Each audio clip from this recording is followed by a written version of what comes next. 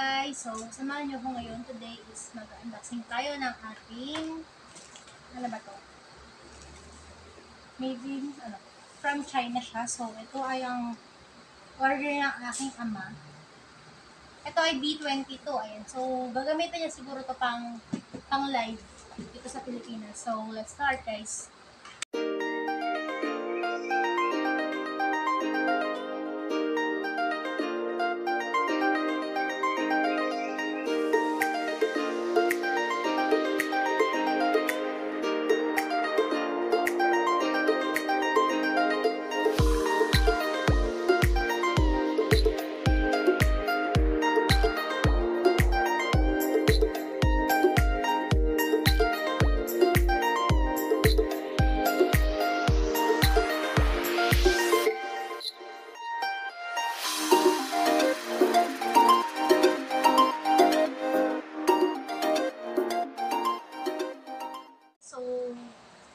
Na-open ko na siya.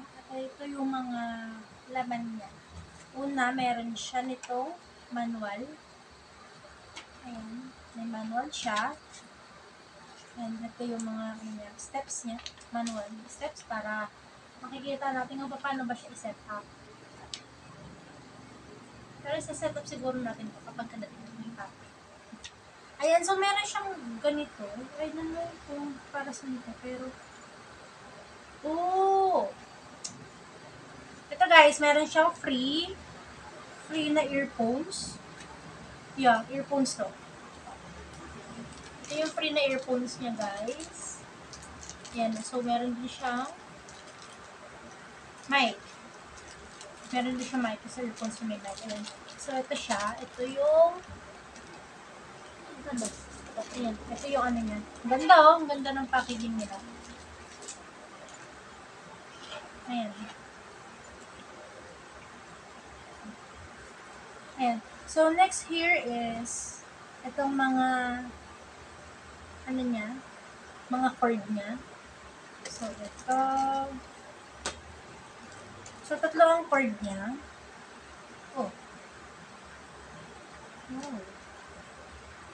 Ayan guys, ito yung cord niya. Ito yung sa mic, I guess. Yung sa hindi ko alam. Basta, ito yung ganito siya. Then yung isa naman, ganito. Ang normal phone or normal na saksakan. And this one is, meron siyang pang iPhone. Ayan guys. So, meron din siguro siya ng ayan. So, meron din siyang pang Type-C. Ayan. Uli mo na pala siya. Ang ganda niya. Ito yung pan-charger naman. Ito, charger to sa speaker. Ay, sa headset or sa mic. Ayan. Charger or cord. Basta something na gano'n. Then, ito naman yung sa mic niya. Complete package na guys. For only 3,100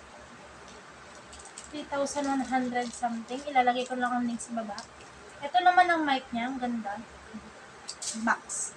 I-box ang mic niya. Ang ganda. Ang ganda tingnan. Ang ganda ng packaging nila guys. Ayan, ang ganda ng packaging nila. Talagang ingat na ingat. At ang B22 kasi guys is bagong labas lang. Bagong release lang siya. Then ito.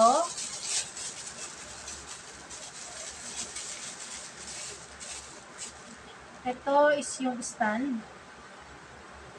Stand na kanto.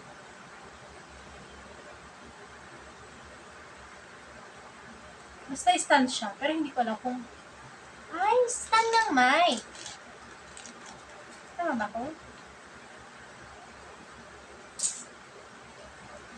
Stand siya ng mic. Oo guys, stand siya ng mic. Tama ba? Tama ba akong pinag-stand ko? Stand siya ng mic.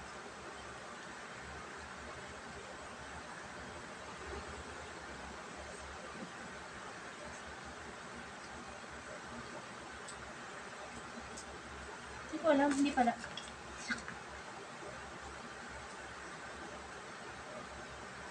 Oh! Saan nga siya sa mic, pero hindi siya dito. Malalaman natin to guys kung para saan to kapag sinet up na natin siya. Wait lang. Okay. Yung manual nga naman kasi diba? Check. Mhm.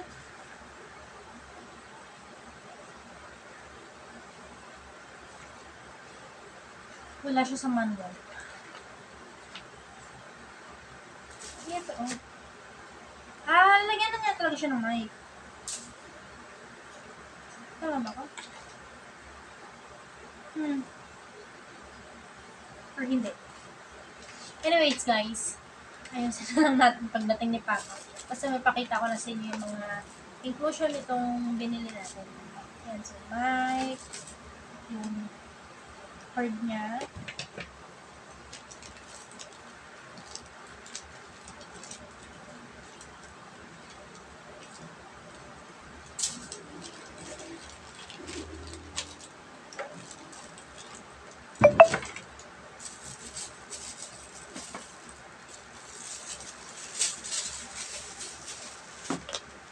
At ito pa pala, so bali, tatlo ang cord niya. Dalawang normal cord, isang parang pang headset, or, oo, parang pang isang pang mic. Then, yung isa is pwedeng pang Android at pwedeng pang Type-C. Ay, Android, sorry. Pwede siyang pang iPhone at pang Type-C. Ayan. Next naman is ito. Hindi na ako bago dito kasi nagkaroon naman ako ng B8 dati. At ang B8 ay mas maliit talaga dito. Ayan. Ito yung lalagyanan niya ng mic. Ito susutang mic.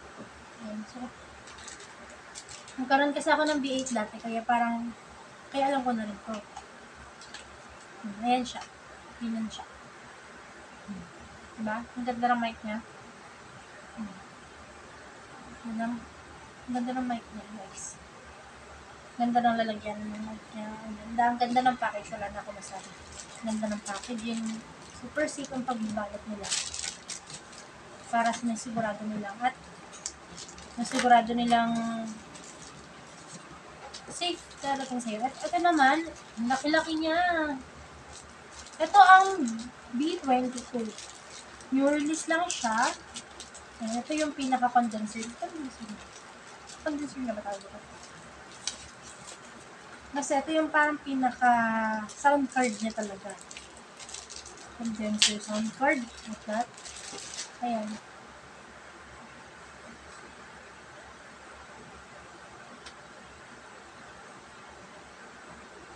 Sira.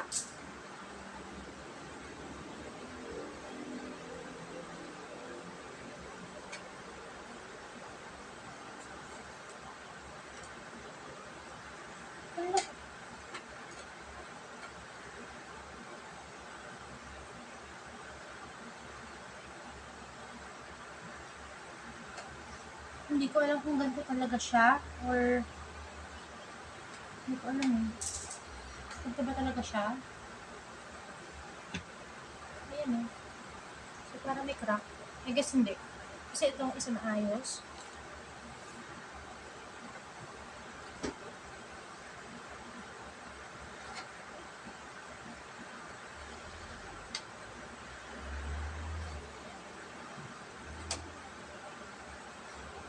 Hindi ko rin alam kung ito yung volume. Kasi hindi ko alam bakit pagkaganto. Bakit ganito ang tsura niya. I don't know bakit ganito ang tsura niya. And this one is ng mga volume niya. Sabi ni Papa ko kailangan daw nakaganto eh. Para maayos tingnan talaga. Mas maririnig kasi daw kapag hindi daw nakataas is pagka kumakanta ka, talagang ayan guys, so ito yung B22. At kita nyo naman, napakalaki na. At ito talaga, parang sira siya. So, iyan natin yan. And ito naman yung aking luma. This is my old sound card. Ayan, ito yung B8. At ito naman ang B22. So, makita nyo, shape pala, ay ano pa lang, height pa lang, sobrang laki na ng difference na. At kung sa titingnan naman natin sa mga buttons, is ito ay medyo matigas. Ang B8 is medyo matigas. At ang B22 naman, kapag kakindik mo, is malambot siya.